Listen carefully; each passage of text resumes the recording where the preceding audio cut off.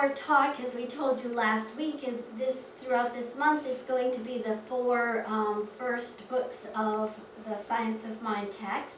So today is The Way It Works. So let's begin by agreeing to the understanding that while humankind, subject to form and law, plans and organizes, God, being and seeing the entire picture, the whole, as we call it, doesn't plan. God responds. And that basically, in a nutshell, is the way it works. However, we have a little more to say about it than just that. But that is the way God works. God responds to us. I remember when I was first baking with my mom some homemade chocolate cookies for whoopie pies. I was begging and begging to taste and have a little bit of the cocoa because it smelled delicious. And I knew what it did to the cookies and the brownies and the hot chocolate that we gave you today, and we're going to have hot fudge sundaes after, just what we need, a little ice cream. But she kept saying, honey, it's bitter. You will not want it. You will not like it. And I kept saying, please, Mom, please, until finally she said, fine, go ahead and try it. And she put a little off to the side, and I tasted it, and she was right, of course, as I'm sure you, how many of you have tried that before? So it's relatable. Yes, absolutely. A lot of us have. And so likewise, salt alone, yuck. Vanilla alone, yuck. Butter alone, yuck. But mix them together with some sugar and milk or water, and yum, yum, yum. We have a tasty treat. Take those same ingredients with different quantities, and we can get the hot cocoa, the hot fudge, the cookies, the brownies, an array of different possibilities from a similar mixture, kind of like us. Mix it all together in balance, and it works well to achieve our desired outcomes. So let's look at some other ideas in our lives. Let's just say that we're going to take a guided tour to Europe. And we're all going to go together, and we have an itinerary to follow, right? We would be given by our guide an itinerary to follow, a schedule. So first we would fly from our hometown airport. We might even fly from different airports, some from Daytona, Jacksonville, Orlando. We may fly from different airports, but we're all going to arrive in the same city. And we're going to each get ourselves to our assigned hotel. And then the next morning, we're going to meet at a designated time and a designated place to begin our time-sequenced day of events. And this is how we plan. This process continues throughout our guided tour. And this is what we would expect to happen if we signed up for a tour like this. We wouldn't expect our guide to just leave us in the dark. If by chance we have a day to explore on our own, we may decide to just rest in the hotel, or we may have a specific plan that we create ourselves. Either way, we may or may not plan out that day. We say and we believe that this is the way it works, life works. However, this is not the way God works.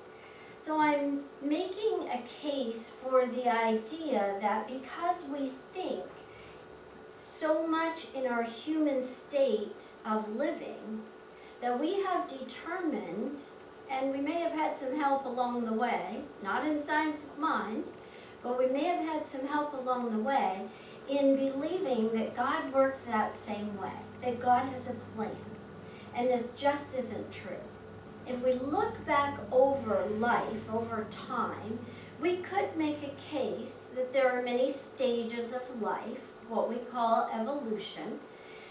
Still, that's really not a plan. That was an unfoldment. It was not a schedule. It's not predestined. There is no gigantic plan in place for the way that life will unfold. God, as all that is, has no plan, no agenda, no timeline. God responds. And God responds to our thought placed into consciousness. Ernest Holmes was speaking at a conference for practicing psychologists and professors of philosophies when one of them asked him if God has a plan. And here's his response. I question the concept of plan in divine mind. God has been at work too long to have any unfinished business. This is one of the most abstract things in our philosophy.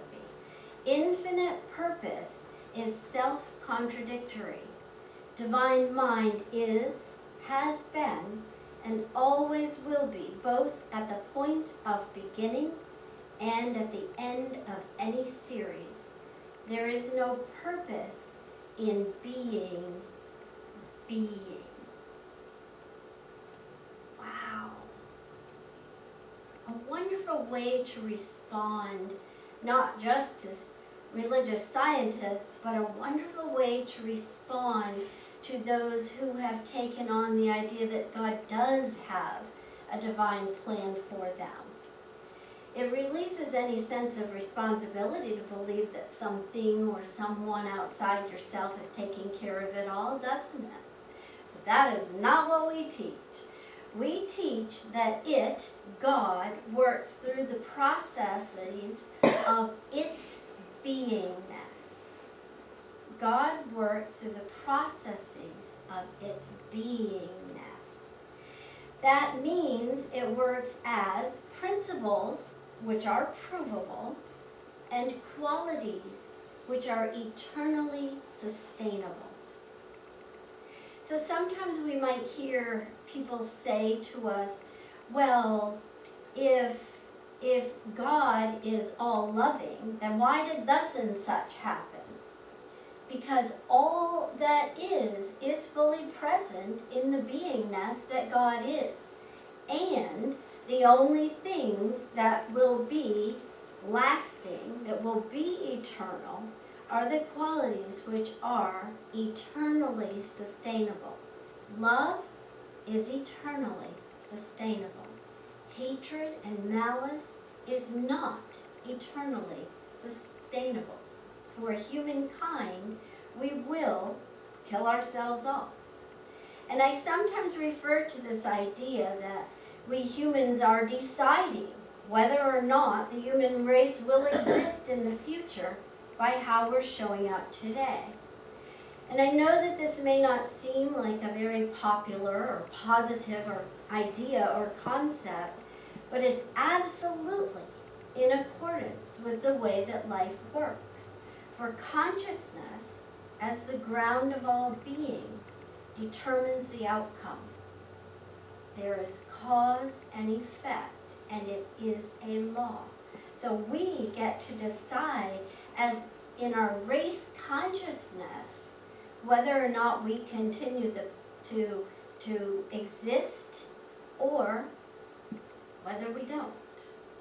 We are a part of that determination of what will be the result for ourselves. Now, probably not in our lifetime, but we do play a part, an individual role in that by the way we live, the choices we make. I offer the possibility that some of us have fallen, and when I'm speaking of fallen, I'm not speaking of falling from grace, but I've fallen into a belief that the way we work is the way God works, and it just ain't true. For example, what do you do first thing in the morning? Think about what you do when you first wake up in the morning. I love to use this example with my students because there are some that will just shout right out really quickly. Well, you get up and you brush your teeth, of course, because then your mouth feels all clean and fresh and you're ready to go for the day. And then there are some that will respond by going, oh, gross. You don't brush your teeth before you have breakfast because then your breakfast will taste terrible. Plus, if you brush your teeth after you eat your breakfast, then your teeth will be clean for the rest of the day. And then there's always a group, a small group, who are sitting there going, what do you mean by brush your teeth? Believe it or not, that is true. What this is telling us, there is no right or wrong way. I'm not going to tell you what you should do when you first wake up. Not that you'd listen anyway, because you're a religious scientist, mind of your own. Good for you. But what I am going to say is that as we look at those ideas that we have determined to be the way it is, the way it works, a lot of them are learned behaviors. And we may assign those same ideas to God. And sometimes I think we do it unknowingly, unwittingly, because it has become a habit since we were little. And what we're doing when we do that is mistakenly believe that God is in our image. And that isn't true either. We are made in the image of God. So understanding the way God works serves our highest good. And then we can learn to line up our personal consciousness with the principles and the qualities that God is. So God, works through us in a manner that creates all the good our hearts could ever desire. God has already provided all the ingredients that we need. Our part is to determine the necessary ingredients to attain the result that we desire. Do you desire cocoa? Do you desire hot chocolate? Do you desire chocolate cookies for whoopie pies? Do you desire brownies? Or do you desire something else with that cocoa? We get to choose. So how do we know what the necessary ingredients are? That's really a simple one, and sometimes we make it more difficult than it need be. Be your natural self. Remember, spend time in meditation and treatment, remembering your soul story, your truest and highest self. Some call it returning to God, which I find an interesting one, because for me it feels really good when I return to God. And yet I know that it's not possible to return to God, because as all that is God, I am. So how can you return to what you are? And at the same time, in our thinking, we may go astray. And we need to return our thinking to God, to remembering what God is and the way God works. Michael Tong wrote, "It's the small habits, how you spend your mornings, how you talk to yourself, what you read, what you watch, who you share your energy with, who has access to you. That will change your life. And may I add, when you brush your teeth."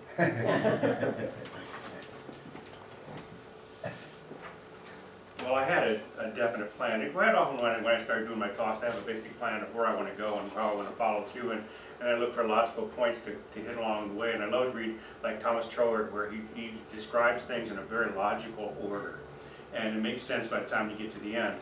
And so I was looking at this whole thing and the way it works. And last week we talked about what God is, and so now we're talking about the way it works. How does God work?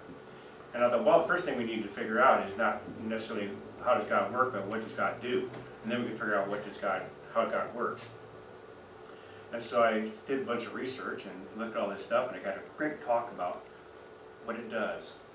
And then I got to the end and I realized, oh no, we're not talking about what God does, we're talking about how God works. And so that little discussion Deborah just had about getting lost in the plan, is exactly what I did. So my next week's talk is all done. But I had to figure out what's the difference between what God does and how God works? And I realized that how it works proceeds what it does. Your car goes down the road. And if you want to know why or how your car, well, why your car goes down the road, it's because you're leading it down the road. But you want to figure out how does it do that, you kind of try to figure out how does it work. Now we can talk about internal combustion engines and stuff like that, and all the mechanisms of transmissions and all the things, how it actually works. But what's important to understand is the mechanics of the car determine what it does. And the mechanics are something that are within the car. So within us, there is the mechanics of how we operate that will determine what it is that we do. And so you can understand that how something works precedes what it actually does. So we have this idea from last week that God is all that is, so all I am is God. Basic understanding that we would all, in science and mind, pretty much agree with. The thing is that God is a being, not a doer. God is in essence a being, not something that does really anything. It works through us, not to us. It works as the mechanism within us.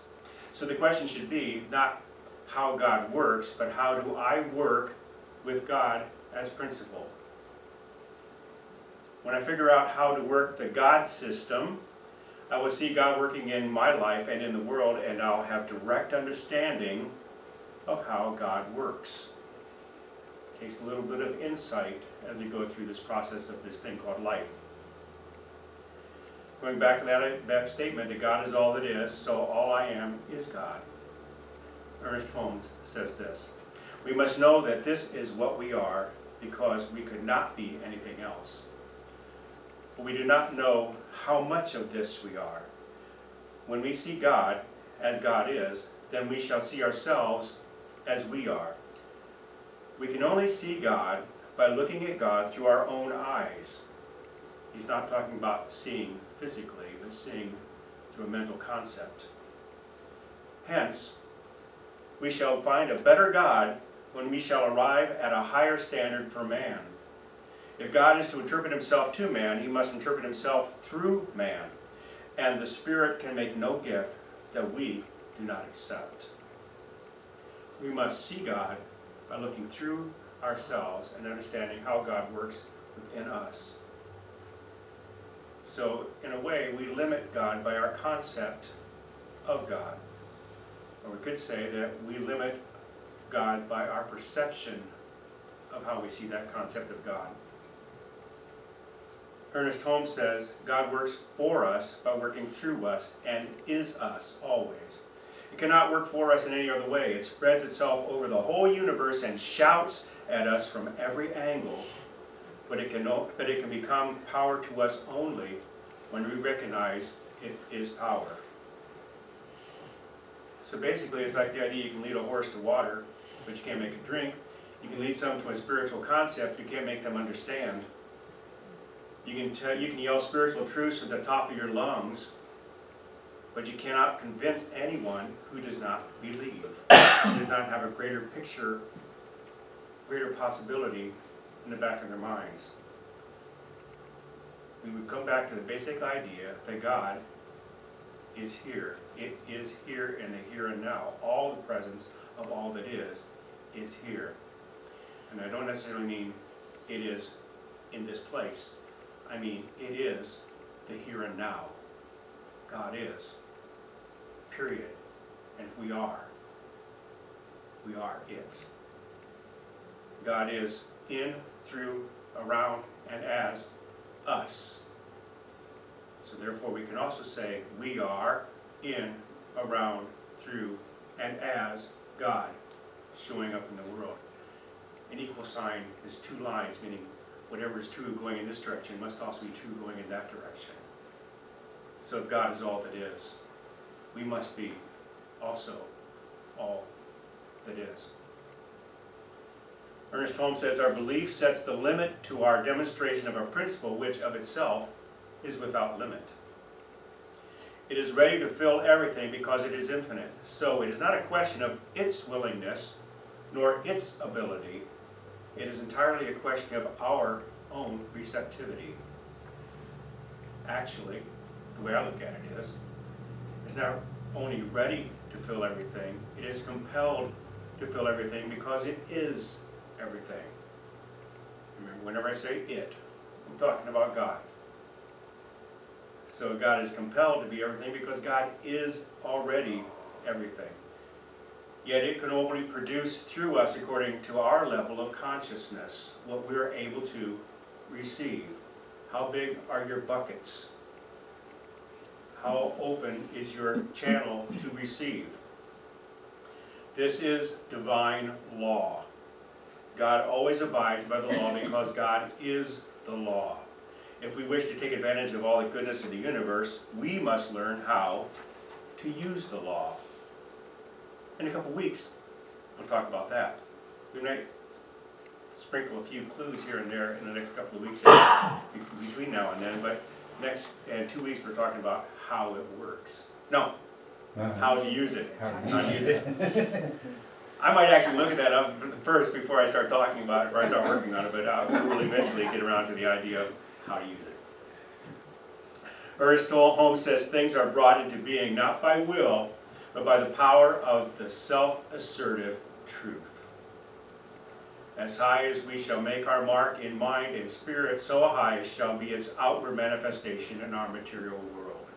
It's about us opening our consciousness, widening our ability to receive, widening our concept of all that is, so that we can actually open ourselves to accept the truth of all that is. So the way it works, God just responds.